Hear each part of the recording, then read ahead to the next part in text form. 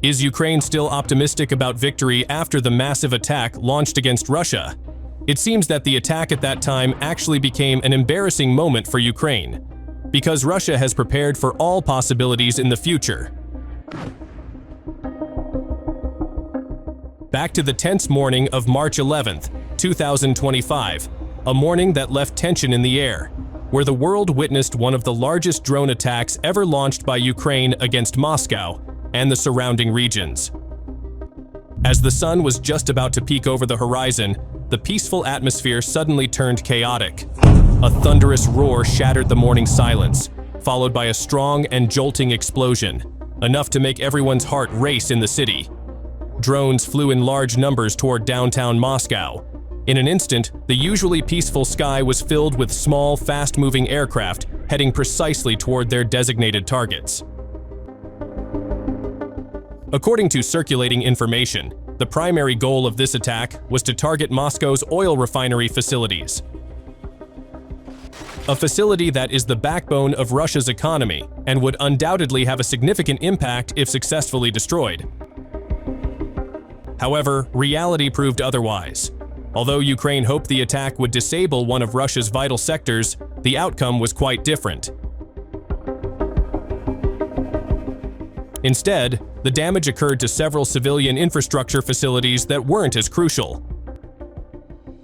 It wasn't without impact, of course, but the level of damage was not as severe as anticipated.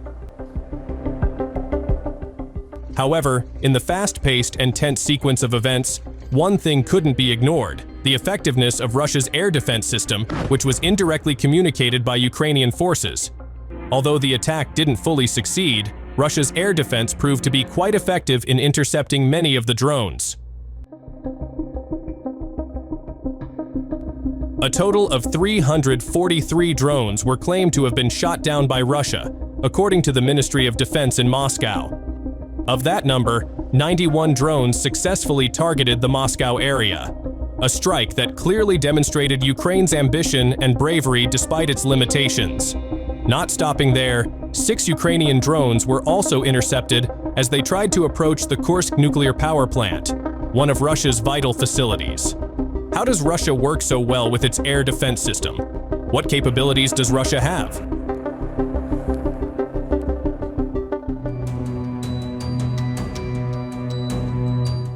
Moscow and its surrounding areas, with their high strategic value, have always been the most heavily guarded regions. Amidst this tight security, the air defense missile system of Russia's capital stands with a highly complex structure, consisting of 2 main layers.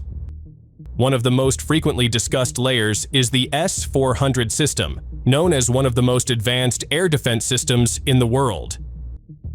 With a range of nearly 250 miles, the S-400 has the remarkable ability to target a variety of threats, ranging from fighter jets, cruise missiles, to ballistic missiles. It seems as though the system is equipped with multiple weapons ready to combat threats from all directions. However, how effective is the S-400 against unmanned aerial vehicle threats? This does not mean that the S-400 is incapable of dealing with such threats. For example, in the Leningrad Oblast, an S-400 missile successfully shot down a UAV attempting to test the defense system.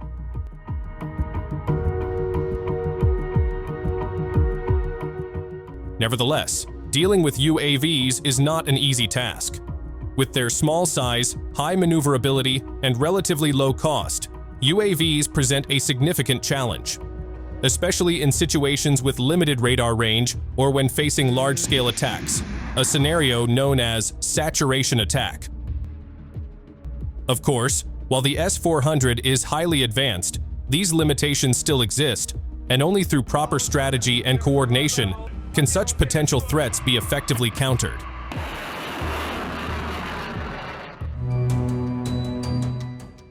The Pantsir system, one of the backbones of Moscow's air defense, plays a crucial role in protecting the city.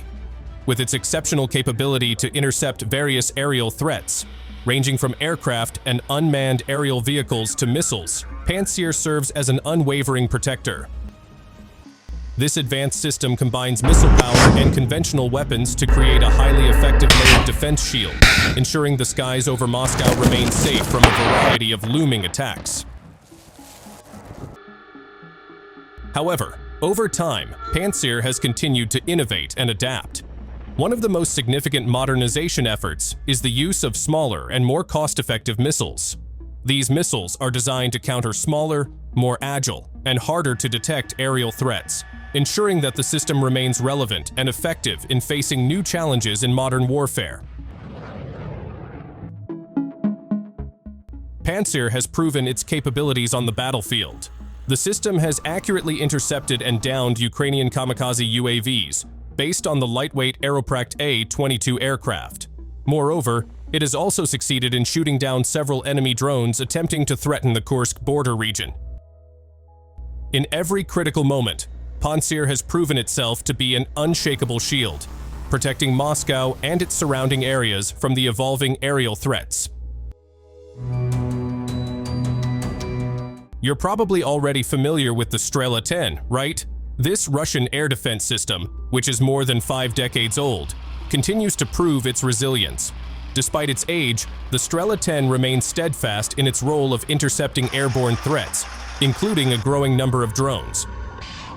One of the most recent moments that caught attention was when the Strela 10 successfully shot down a Ukrainian Furia reconnaissance UAV. Previously, this defense system had also demonstrated its capabilities by destroying a Ukrainian Armed Forces UAV near the Krasnoarmysk area. However, while the Strela 10 has proven effective at intercepting airborne threats, its use against low-cost reconnaissance aircraft is not always optimal from an economic standpoint. Even though the targets are of low value, the system requires significant resources to bring them down. This poses a significant challenge for Russia, which needs to continue developing more efficient and purpose-driven defense solutions, tailored to the nature and cost of the threats they face. This is the era of drones, and this technology will continue to evolve.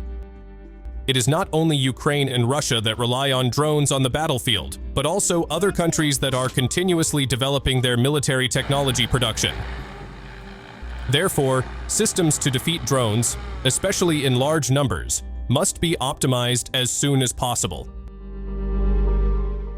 So, how effective is Russia's air defense system today in dealing with drones? That's all for today, and thanks for watching.